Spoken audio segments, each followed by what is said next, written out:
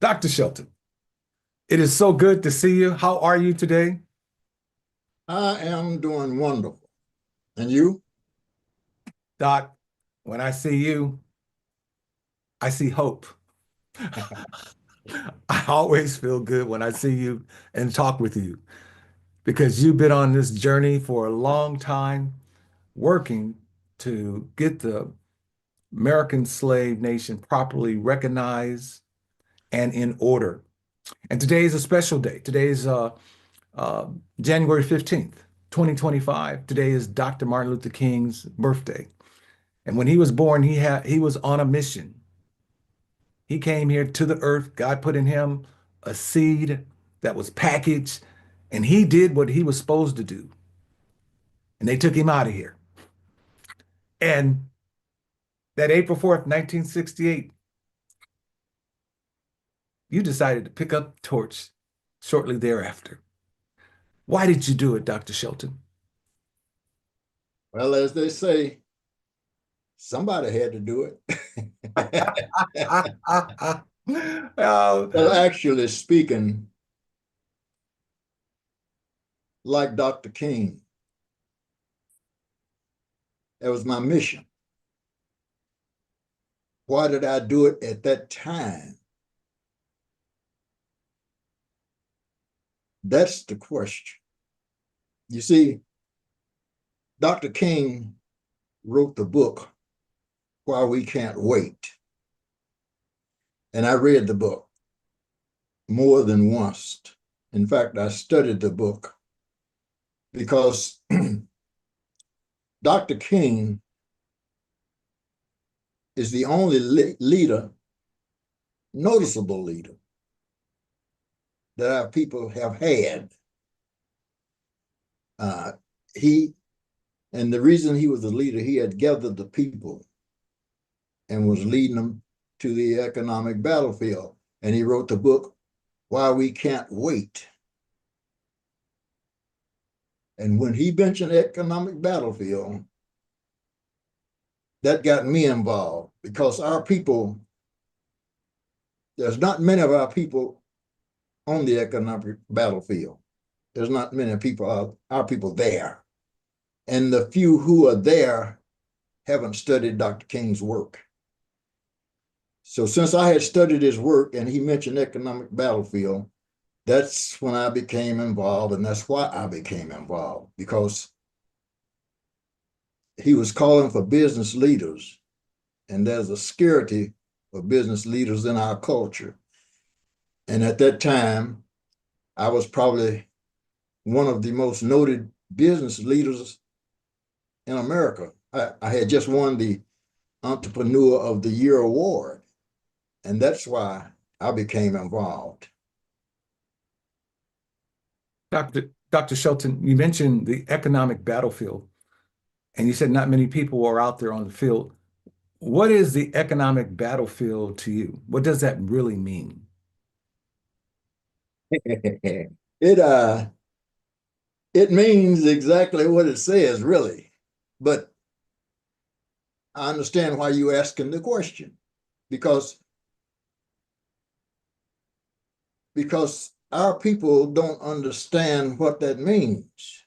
The economic battlefield is just business, business. In my books, I write it as America's business arena and America's economic battlefield. You see,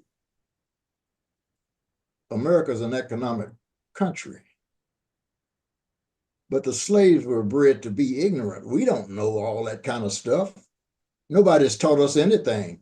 America bred us, but America never taught us. If the economic battlefield is the heart of America, America's an economic country. America's a business country. America's not a moral country or anything like that. America's a business country. That's why America was founded. And when he said economic battlefield, that's business, just plain business. And we have to understand business is war.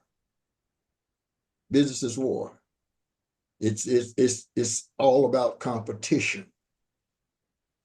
And our people haven't been taught any of this economic battlefield. But by me being a businessman like I am, I understood what he meant. And that means I had to pick up the torch. There was nobody else to pick it up that I knew.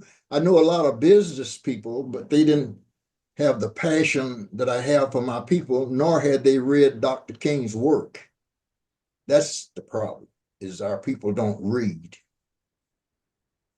So when you say economic battlefield, I'm just trying to understand, or I get it. I get it.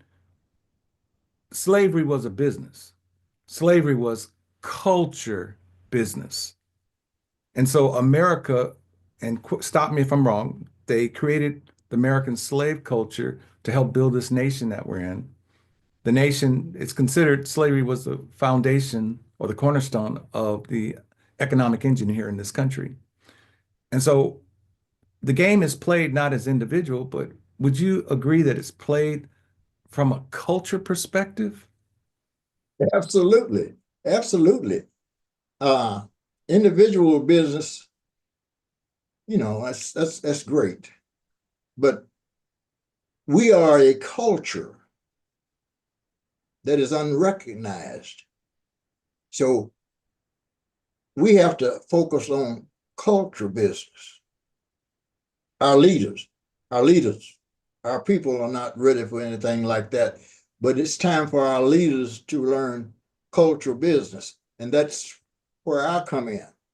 For instance, it's really interesting that you wanted to interview me today, because today is the day that I sent my 26th American Slave History book to the publisher to be published. And the book piggybacks right off of Dr. King. Dr. King wrote the book, Why We Can't Wait. And on his birthday today, I'm publishing the book with your help. What's the call of I'm publishing the book, The Wait Is Over. The wait is over? And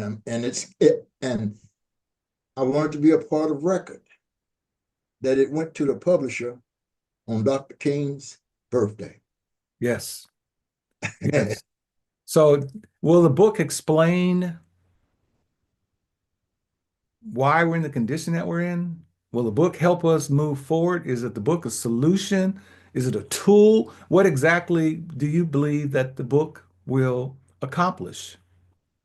Uh, what it'll accomplish is it will educate us. That's one thing. But it is a tool that we have been needing. This book, and I'll say it openly and challenge anybody. This book was given to us by God. It's the tool that we need at this particular time. Right now, the American slave nation is at a crossroads. And we can't move forward without this book. And of course, you and I have spoken about the book, and you know how excited I am about it. You are excited. and and what I like most about this here is God is showing us something. God is showing us something about Black people working together. You haven't even read the book. Nobody has read the book, but your name is on there as editor.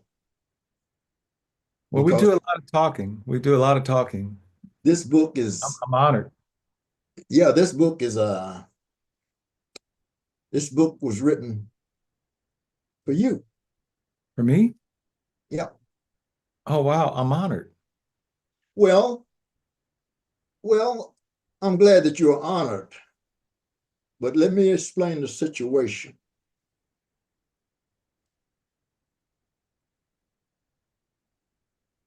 My job is to straighten out slavery. It's my job. And I don't take my job, I take it very serious because this job was given to me by God. I'm 87 years old. I've been on this journey a long time, as you know. Yes. I'm at a point now to where I got to have a successor. Got no choice.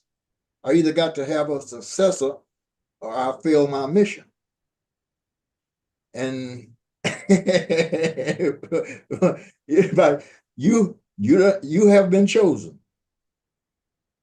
I accept it. Have been chosen to be my successor, just like I was chosen to be Dr. King's successor. That's just, that's God's doing. We don't have anything to do with those things.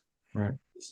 Just when the task is handed to us, we just have to make sure we rise to the occasion.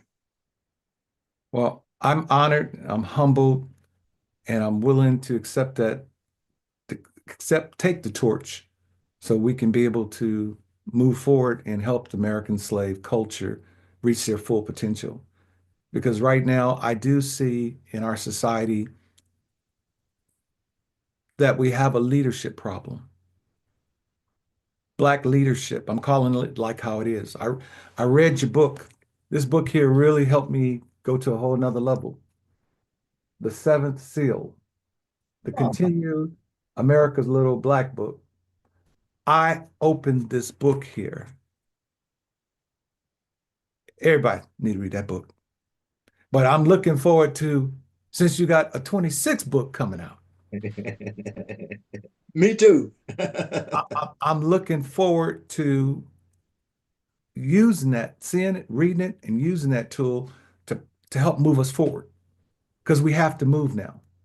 It's just the country is in a pivotal point now.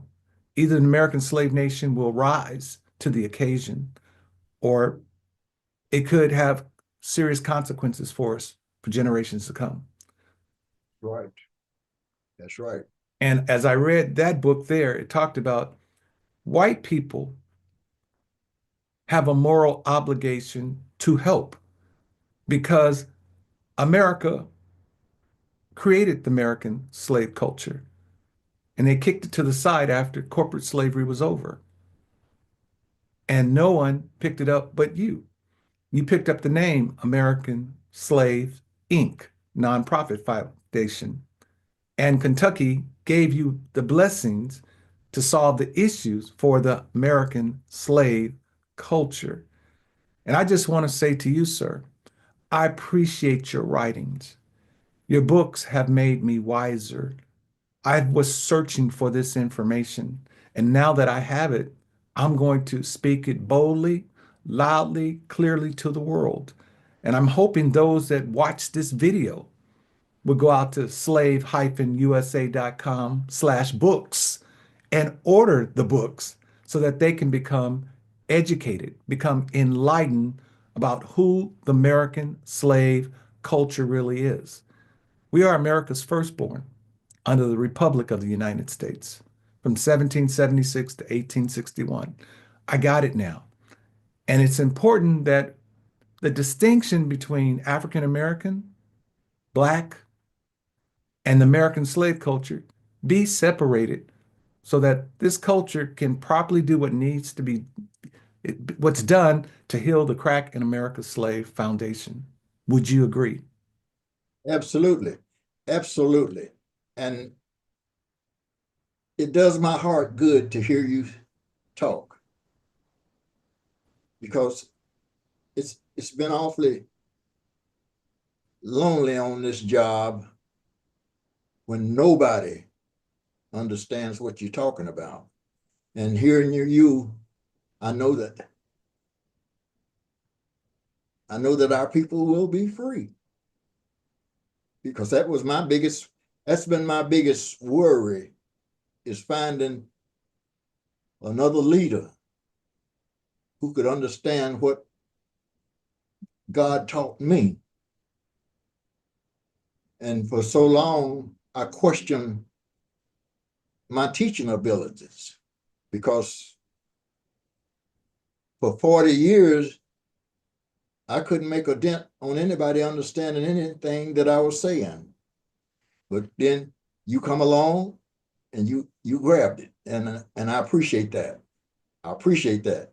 And I don't mind passing the torch to you and letting you know that have fun. And And you're supposed to. The freedom of our people should be a joyous occasion. It should be. And I want to say that I've enjoyed the journey, even though if I was looking at it from a normal perspective, I would have hated it. But once you understand what you're dealing with, you see, our people were bred to be ignorant. And that's in every book that I've written, because that is vitally important that our people understand that. Understand that we were bred to be ignorant. That means we should seek knowledge, not reject it. And when it comes to slavery, our people have inherited rejection because it was so brutal. And we don't understand that the brutality and all that stuff was necessary. But this book that's coming out, it explains all of it. Why it was necessary, who's to blame. When actually speaking, once we understand slavery, like me, I'm so glad slavery happened. I don't know what to do. Thank God for slavery. And that's in my books. Thank God for slavery. Without slavery, you and I wouldn't be sitting here talking about helping our people. Thank God for slavery. I'm thankful for it too, because having gotten the information now, uh, it's like at first I hated it. I want to be honest with you. I hated it. I hated the name, but that was done intentional, the breeding. But once I've gotten the information, I see the other side now. I've learned that the word slave meant fame, God's fame, vengeful fame. There was a group that called themselves that. And then I've learned that we're America's firstborn. This is the most powerful nation in the world, and we're her offsprings. That makes us a powerful culture. We're her firstborn. She's had another child but the slaves, but she's been a deadbeat parent to her firstborn and to her descendants. But that's okay too, because see, now that we're in the know, we can help our mother country because our mother country needs help right now. Amen. It needs a lot of help. I wanted to make sure that I'm an asset to the company, asset to America and not a hindrance. And the way that I can help other folks is teach them your books, because that information in there is designed to empower us. I thank you. I've learned, and I'm just sharing this with you. There's three things that we really needed. Yes, we needed spiritual leaders, we needed culture leaders, and we needed business leaders. We needed all three to make this thing work, to save our culture and our people. And I just want to say, I thank God for you. I'm glad that we had this meeting today on Dr. King's birthday. I'm so glad you picked up the torch and ran with it. I thank you for allowing me to be in your life, that you can pass the torch here so that we can begin to heal our nation, heal our culture. Well, Doc, you have anything else you want to say before we sign off? This has been an awesome day today. Well, as you know, I hate speaking. I know. That's terrible.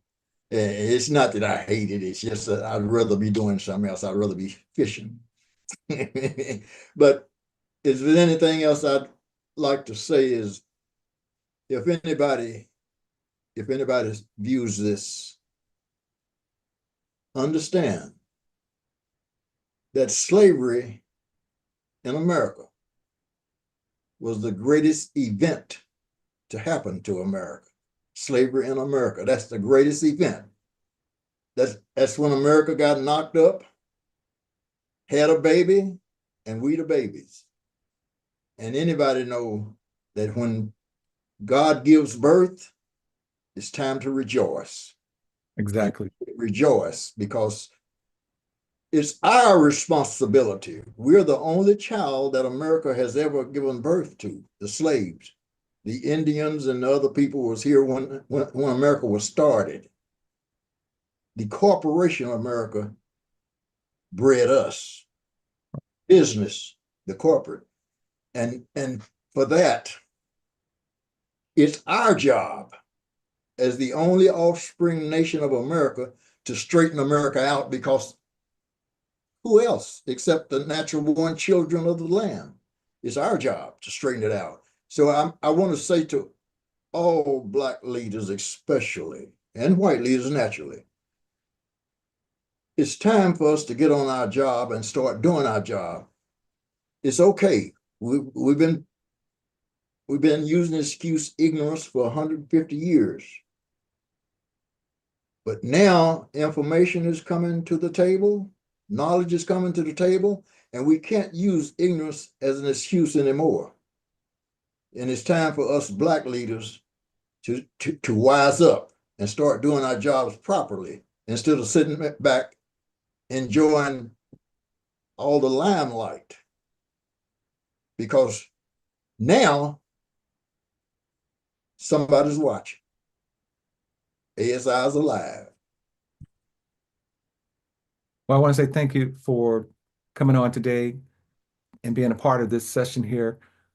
Brother, I appreciate you. I thank God for you doing your part and getting the books, allowing God to use you as a vehicle to write 26 books. I've written a couple books and it's work, but you've written 26 books. I know the Creator, the Holy Spirit, had to be thinking through you to recapture the American slave history paper trail. Thank you, Dr. Shelton. Thank you so much for all that you have done. If no one else appreciates you, I appreciate you having put it in the books because we have no excuse, none whatsoever. And so this tape will serve as evidence that we came together on Dr. King's Day and did a broadcast to the world to let them know that the information is available because we can no longer wait. And I wanna thank you. I want to thank you for being willing to accept the torch. That means a lot to me because I understand the responsibility, and I want to thank you. It's my job. It's the reason why I was created. It's my job. And I do my job well. We will get it done. And those that are hearing this message, there's some will hear it and they will want to come on board with us to make sure that we get the job done to help save our people. Hey, anyway, my time is up. I thank you for yours. It's been awesome hanging out with you, Dr. Shelton. We'll see you next time. All right, peace and blessings. Happy Jubilee. Happy June 20, happy Jubilee and 2025. Blessings, Doc. Happy King birthday. Have a good one.